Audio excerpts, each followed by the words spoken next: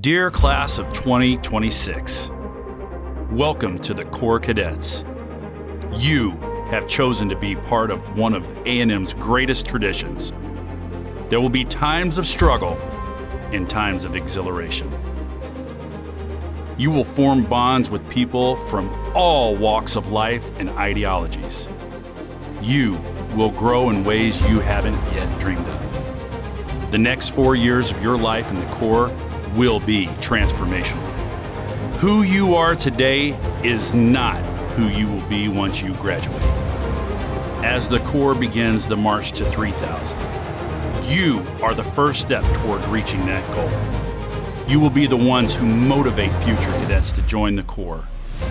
As you encounter each day, push yourself to be better than the day before. Set the example for your peers, both in the Corps and outside of it.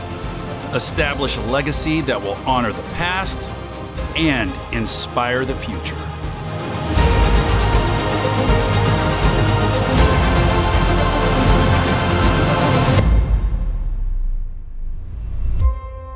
Per unitatum vis, through unity, strength. The crowd knows the signal. The drop of a saber warns of what's to follow. A single round marks every Aggie's excitement in one loud boom. For 4 decades, a fiery beacon has provided the perfect punctuation to every Aggie score. Since its first appearance in Kyle Field in 1984, the tradition of firing the Spirit of '02 during home football games has become as much a part of the Aggie game day experience as the roar of 100,000 strong and the playing of the war hymn. For the cadets who first introduced the Spirit of '02 to the roars of Kyle Field, it was hard to imagine what their efforts would become 40 years later. We actually got support from Jackie Sherrill to shoot the cannon. I gave the command to fire and I yelled at the top of my voice. And it was a thunderous roar. It echoed through Kyle Field.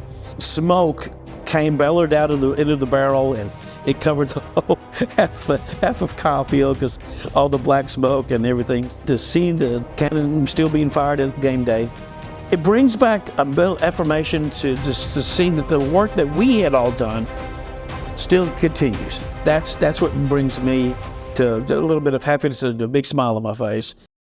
Today, the Spirit of '02 is overseen by the dedicated members of the Parsons Mounted Cavalry Half Section. These skilled horsemen and women lead the daily care and maintenance of this beloved icon.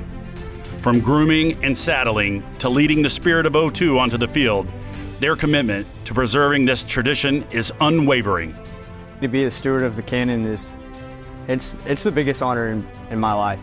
There's nothing like it. To me, the cannon firing ranks among the traditions at football games really at the very top.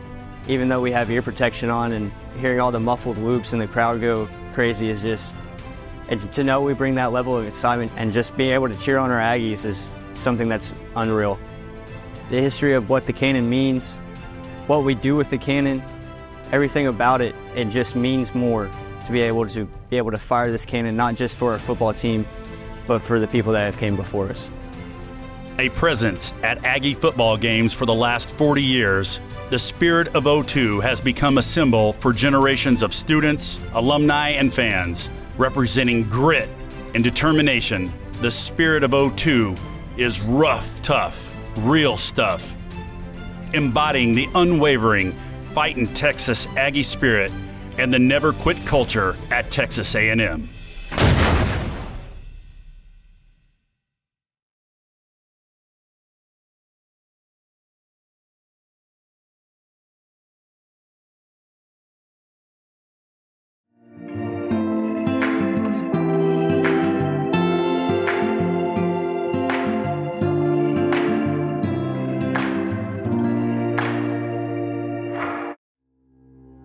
I'm Samson Bagoma. I'm from Gary 2, and I'm a class of 24. I'm taking 2 majors. I'm taking art psychology and allied health. I was born in Kenya, then went to Uganda, and then came to US. Moving to Texas, it was like moving to another world. I came down here with my family. Coming here, I didn't have anyone that I knew, and my parents don't speak English, so like it was hard. Plus I had a big accent, so like it was hard for me. The first day when I came here, it was the day of FOW, Freshman Orientation Week.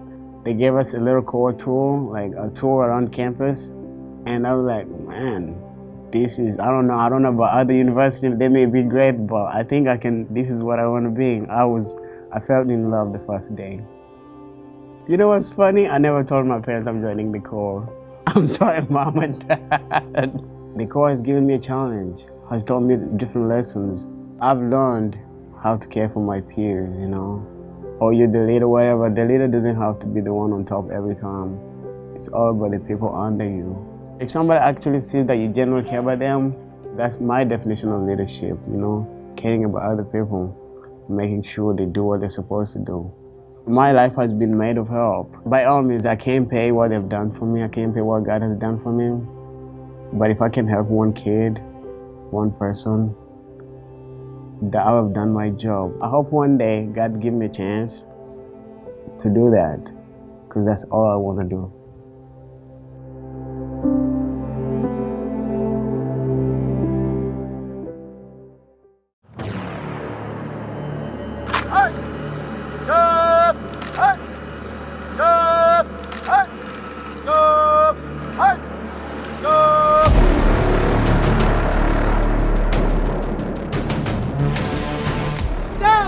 Between all of the rifles as an entire block.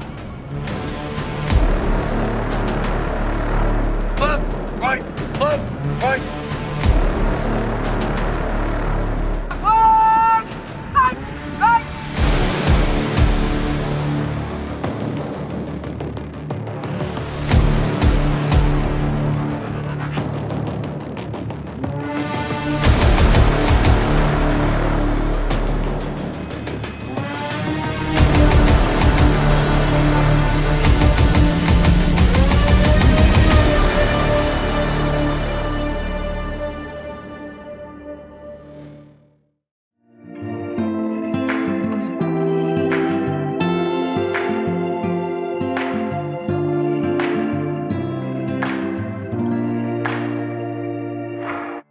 Howdy, my name is Maria Hall, and I'm a senior mechanical engineering major at Texas A&M, class of 2023, and I'm the president and co-founder of Women in Aviation.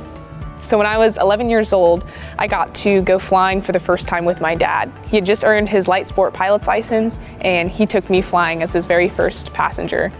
And as soon as we took off, I immediately knew that, yeah, this is what I want to do for the rest of my life. When I went to the Women in Aviation International Conference in 2020, I actually met another gal. Her name's Emily Smith. She went to Texas A&M. I had never met her before, but our passion for aviation brought us together, and we just started talking about flying and how we wish there was some sort of organization at A&M that would allow aviators and people to get together and talk about flying and go flying together. So from that initial meeting at Women in Aviation, we came back to Texas A&M and we started Women in Aviation. Personally, this organization has helped me to develop a lot of friendships and to receive a lot of new mentors in the aviation field. I've learned a lot about myself. I've learned a lot about how to start an organization. And the Corps has given me a lot of those skills to help me to be able to see this organization come to life. The Corps has taught me a lot about leadership, a lot about time management, not being overwhelmed, staying calm under pressure. All of those skills the Corps has given me and helped me to hone over the years. So even though creating a brand new organization from scratch was pretty daunting at first, I feel like the Corps absolutely prepared me to tackle this head on. And it's given me a lot of those life skills to be able to create an organization from scratch and to be able to carry forth the mission of Women in Aviation.